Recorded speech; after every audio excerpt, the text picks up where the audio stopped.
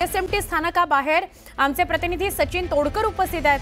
सचिन, हे तर समजू शकतो की आझाद मैदानामध्ये सगळं पाणीच पाणी झालंय, चिखल झालाय, त्यामुळे सगळे आंदोलक हे रस्त्यावर आलेले आहेत। म्हणजे सीएसएमटी आणि महापालिकेच्या समोर ते गर्दी करतायत, पण ते नाचतायत का? काय घोषणाबाजी नेमकी त्यांची सुरू आहे? काय त्यांचं नेमकं म्हणणं आहे नाचताना? खरं तर आपण पाहिलं सकाळपासूनच सीएमटी स्थानकाबाहेर जी आहे आंदोलकांची मोठी गर्दी होतीये। मात्र या ठिकाणी आंदोलक जे आहेत हे आंदोलक प्रचंड असे नाराज आहेत आणि ही नाराजी व्यक्त करतायत। खरं तर या ठिकाणी वाद्य चालू आहेत, या वाद्याच्या तालावरती हे आंदोलक नाचतायत। हे आंदोलक नाचतायत का हे मात्र समजू शकलेलं नाहीये। या ठिकाणी जी गर्दी आहे ही गर्दी मोठ्या प्रमाणात वाढत आहे। आपण या ठिकाणी पाहू शकताय या ठिकाणी आता ध्वनिवर्धकांच्या भिंती सुद्धा चालू करण्यात आल्यात आणि या ध्वनिवर्धकांवरती आता सध्या हे आंदोलक नाचतायत। खरं तर आंदोलक नाराज आहेत। शासनाने आंदोलकांची कोणत्याही प्रकारची सोय केली नाही, आंदोलकांची गैरसोय झाली आहे। एका ठिकाणी आंदोलक नाराज आहेत, मात्र तरी सुद्धा हे आंदोलक नाचतायत। हे आंदोलक नक्की नाचतायत का हे आपण आंदोलकांना विचारूयात। काय सांगाल, शासनाने तुमची गैरसोय केली आहे तर या ठिकाणी आंदोलक नाचतायत? शासनानं अजिबात कुठलीच व्यवस्था केली नाही। संडास बाथरूम मध्ये कुठल्या पाणी नाही, पियाला पाणी नाही। आझाद मैदान 75 वर्ष झालं आझादी भेटून, अजूनही तिथं चिखल आहे। आंदोलन कुठे करावं? तिथं काय बसण्याची सोय नाही। लोक नाचतायत का? लोक नाचतायत का?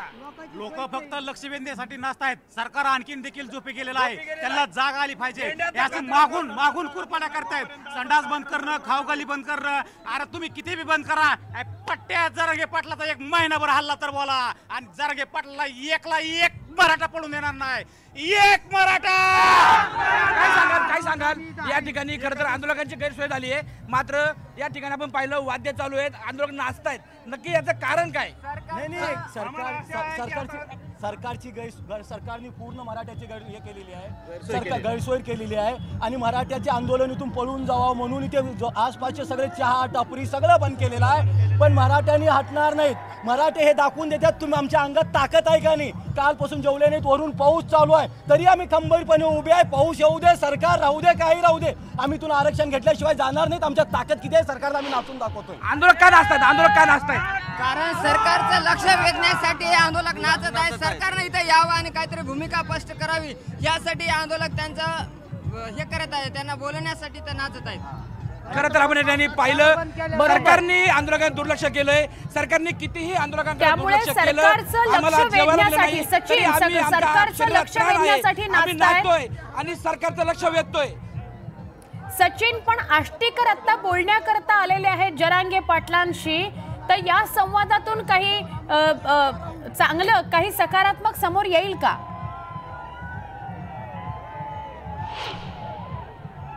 खरं तर या ठिकाणी आंदोलक जे आहेत हे पूर्ण वैतागलेले आहेत।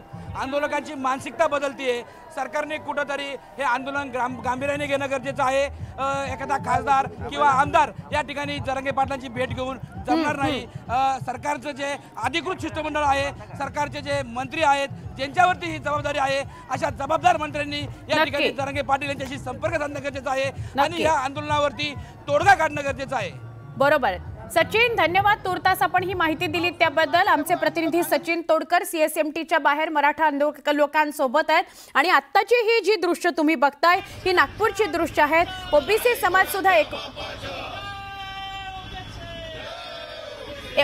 समाज सुद्धा एकवटलेला आहे, त्यामुळे नागपूरमध्ये आमचे प्रतिनिधी उदय तिमांडे यांच्याशी बोलूया।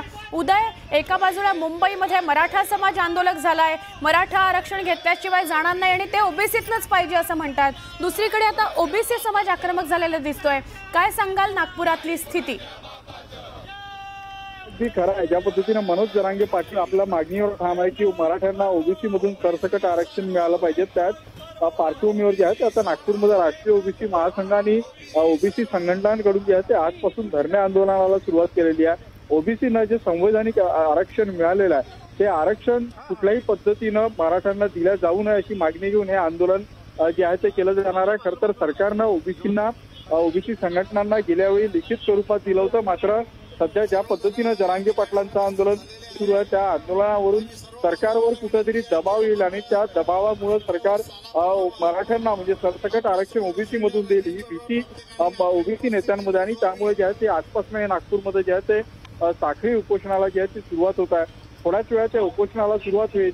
राष्ट्रीय ओबीसी महासंघाचे अध्यक्ष बबनराव तायवाडे यांच्या नेतृत्वाखाली हे उपोषण होणार असून तोपर्यंत सरकारकडून काही ठोस आश्वासन मिळत नाही की मराठ्यांना सरसकट ओबीसी आरक्षण देणार नाही, तोपर्यंत हे साखळी उपोषण अशाच पद्धतीनं चालू ठेवण्याची भूमिका जी आहे ती राष्ट्रीय ओबीसी महासंघाने घेतलेली आहे. बरोबर. साखळी उपोषणाला आता थोड्या वेळामध्ये सुरुवात होणार. उदय, मग तोच मुद्दा आहे की एका बाजूला मराठा आंदोलक मनोज जरांगे हे इरेला पेटले, दुसरीकडे ओबीसी समाज सुद्धा आता रस्त्यावर उतरणार अशी भाषा करतोय, मुंबई गाठणार अशी भाषा करतोय.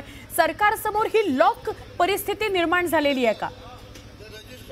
नक्कीच सरकारसमोर जी आहे ती ही पुन्हा एकदा परिस्थिती निर्माण झालेली आहे. कारण या आधी देखील आपण पाहिलं होतं की मनोज जरांगे पाटील यांनी अंतरवालीमध्ये आंदोलन केल्यानंतर नागपूरमध्ये जे आहे ते ओबीसी संघटनांनी आंदोलन केलं होतं आणि कुठेतरी राज्यामध्ये मराठा विरुद्ध ओबीसी असा एक संघर्ष जो आहे तो या निमित्तानं तयार झाला होता. आता पुन्हा तीच स्थिती जी आहे ती इथं उद्भवलेली आहे. त्यामुळे सरकार आता या दोन्ही आंदोलकांना कशा पद्धतीनं थोपवतं हे पाहणं जे आहे ते महत्वाचं असणार आहे. कारण आगामी काळात ज्या निवडणुका असणार आहेत त्या निवडणुकांमध्ये मराठा समाज असेल किंवा ओबीसी समाज असेल यांच्या मतांची जे मतं आहेत ती निर्णायक असणार आहे. त्यामुळे सरकार सामोरे नक्कीच आव्हान असणार. हो, आणि त्यात अजून एक मुद्दा असा आहे की नागपुरात हे ओबीसी बांधव आक्रमक झालेत. या आधी म्हणजे 1 तासापूर्वी ओबीसी संघटना आणि पदाधिकाऱ्यांची एक बैठक सुद्धा झाली ज्यात त्यांची म्हणून रणनीती ठरली की पुढे काय करायचं, याच्याविषयी काही सांगता येईल का? नक्कीच राष्ट्रीय ओबीसी महासंघ आणि ओबीसी संघटनांची जी बैठक झाली त्या बैठकीमध्ये ठरविण्यात आलेलं आहे की सुरुवातीला साखळी उपोषण करायचं, मात्र जर जरांगे पाटलांच्या आंदोलनाचा दबाव जर सरकारवर वाढत असेल तर आमरण उपोषण आणि गरज पडल्यास जे आहे ते जरांगे पाटलांच्या आंदोलनाला तोडीस तोड आंदोलन म्हणून मुंबईकडे कूच करण्याचा निर्णय देखील जो आहे तो या ओबीसी संघटनांच्या बैठकीमध्ये घेण्यात आलेला आहे. त्यामुळे आता वीकेंड वॉचच्या भूमिकेमध्ये या ओबीसी संघटना जर जरांगे पाटलांच्या आंदोलनाला त्या दबाव जर सरकारवर वाढला आणि सरकारनं काही वेगळी भूमिका घेतली तर नक्कीच ओबीसी समाज देखील पेटून उठेल अशी स्थिती आता सध्या तरी आहे. नक्की. खरं तर आता या क्षणी विचारण्याचा प्रश्न नसला तरी सुद्धा खूप चर्चा सुरू झालेली आहे. एका बाजूला अनेक नेते आरोप करतायत मनोज जरांगेंवर की मनोज जरांगे हे शरद पवारांचं पिल्लू आहे आणि त्यामुळे ते वातावरण खराब करण्याचा प्रयत्न करतायत.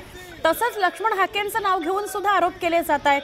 हा कुठेतरी राजकीय स्टंटबाजीचा प्रकार अशी दबक्या आवाजाची चर्चा सुरू आहे, त्याच्याविषयी काही बोलता येईल का?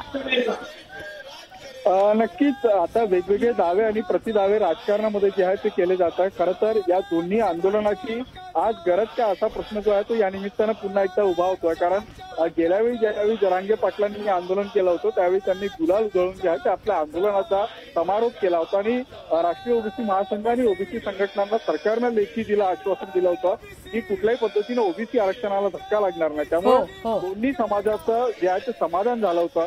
हे समाधान झालं असताना पुन्हा एकदा हे दोन्ही समाज आमोरासमोर येतं आणि त्यावरून आता जे काही राजकीय दावे प्रतिदावे केले जात आहे त्यामुळे नक्कीच या निमित्तानं या आरक्षणाच्या निमित्तानं राज्यातलं राजकीय वातावरण जे आहे ते पुन्हा एकदा जातीच्या नावानं पातीच्या नावानं जे ते ढवळून निघत आहे. उदय, अजून एक ओबीसी समाजाच्याच गोटातून एक सूर असा सकाळपासून ऐकायला येत होता की आधी आम्ही साखळी उपोषण करणार पण सरकारने 2-3 दिवसात काही निर्णय घेतला नाही की आमच्या आरक्षणाला धक्का लागणार नाही तर मात्र मुंबई गाठू आम्ही. तर याच्याविषयी काही अपडेट कळू शकलंय? बैठकीतून काही याविषयी निर्णय आलाय समोर?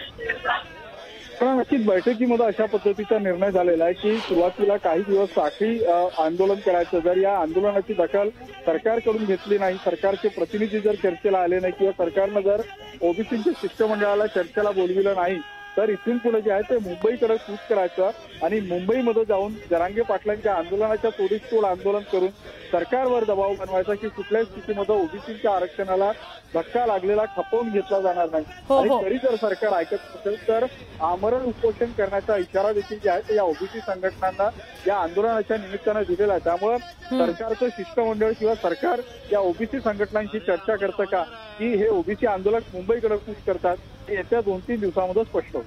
नक्की. आपल्या समोर हे जे आंदोलक नागपूरला ओबीसी बांधव एकत्र जमलेले दिसत आहेत त्यांच्यापैकी कुणाशी आपल्याला संवाद साधता येईल का? त्यांची भूमिका काय, त्यांचं म्हणणं काय?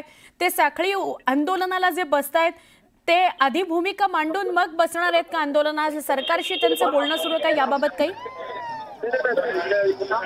नक्कीच आपण तसा प्रयत्न पाहतो करूया. राष्ट्रीय ओबीसी महासंघाचे राष्ट्रीय अध्यक्ष बबनराव तावडे आपल्यासोबत असतील. हो. आपण त्यांच्याशी संवाद साधूया.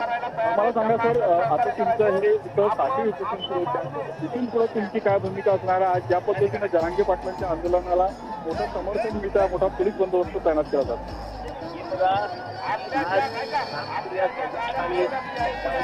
आणि या उपोषणाला सुरुवात होत आहे.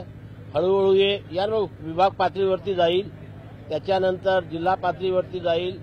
साखळी गरज पडली तर साखळी उपोषण आमरण उपोषणामध्ये कन्वर्ट होईल आणि त्याच्यानंतरही गरज पडली तर संपूर्ण महाराष्ट्रातील ओबीसी या रस्त्यावर येऊन मुंबईकडे कूच करायला आम्ही मागे पुढे पाहणार नाही, पण आपल्या संविधानिक आरक्षणाचं रक्षण करू. संविधानिक आरक्षणाचं रक्षण करू. ज्या पद्धतीनं आता मुंबईमधलं आंदोलन होतं त्याच पद्धतीनं तुम्हाला शक्ती प्रदर्शन करायची गरज वाटतं का? किती दिवस तुम्ही साखळी उपोषण सुरू ठेवणार? सध्या वाटत नाही आहे, पण जर मी नेहमी शब्द वापरतो की गरज वाटली तर काय, त्यामुळे आम्ही फक्त वेट अँड वॉचच्या भूमिकेमध्ये आहो की सरकार भूमिका बदलवण्याच्या मानसिकतेत आहे काय. ते जर नसेल, जसं काल परवापर्यंत सर्व ठाम आहेत काय की काल मुख्यमंत्री उपमुख्यमंत्री दोघांनी सूत्रवाद केला की आम्ही ओबीसीच्या आरक्षणाला धक्का लावणार नाही, पण आम्हाला आमचं संविधानिक आरक्षण वाचविण्याकरता जे जे करणं शक्य आहे ते आम्ही सर्व करू. आणि सरकारशी याबाबतीत चर्चा केलेली आहे का? सरकारनं तुमच्याशी काही चर्चा केली? चर्चा करायला, उपोषणाला किंवा आंदोलन सुरू करायच्या पहिले चर्चा करायची नसते. सरकार आम्हाला बोलवेल चर्चेला, आम्ही सरकारसोबत चर्चा करू. म्हणजे सध्या तुम्ही वेट अँड वॉचच्या भूमिकेत आहे. जर तुम्हाला वाटलं की सरकार मराठ्यांच्या आंदोलनाचा कुठेतरी विचार करते तर मग तुम्ही देखील त्याच तोडीला आंदोलन करा. आम्ही काय करू त्याच तोडीचं. त्याच प्रकारे मुंबईमध्ये आम्ही सुद्धा लाखोच्या हजारोच्या संख्येने एकत्रित येऊ. मला सांगा, आज किती लोक तुमच्या या उपोषणाला बसणार आहे? कशा पद्धतीने उपोषण असेल? आज या ठिकाणी 25 लोक या साखळी उपोषणाला बसणार आहेत आणि ही संख्या दिवसेंदिवस वाढणार आहे. म्हणून हे जे आपलं साखळी उपोषण आहे, हे साखळी उपोषण अत्यंत तीव्र असं साखळी उपोषण होणार आहे. नक्कीच भाजपचे आमदार आशिष देशमुख देखील या आंदोलनस्थळी आले आहे. ते माध्यमांशी संवाद साधता आपण देखील पाहू. समाजाच्या मुलामुलींना मिळेल ना मराठा समाजाच्या मुलामुलींना, ही वास्तविकता समजण्याच्या दृष्टीने आज प्रयत्न झाले पाहिजे. दोनही समाजामध्ये वितृष्ट येईल अशा प्रकारची कोणतीही परिस्थिती नाही निर्माण केल्यास. तुमच्या म्हणण्याप्रमाणे आज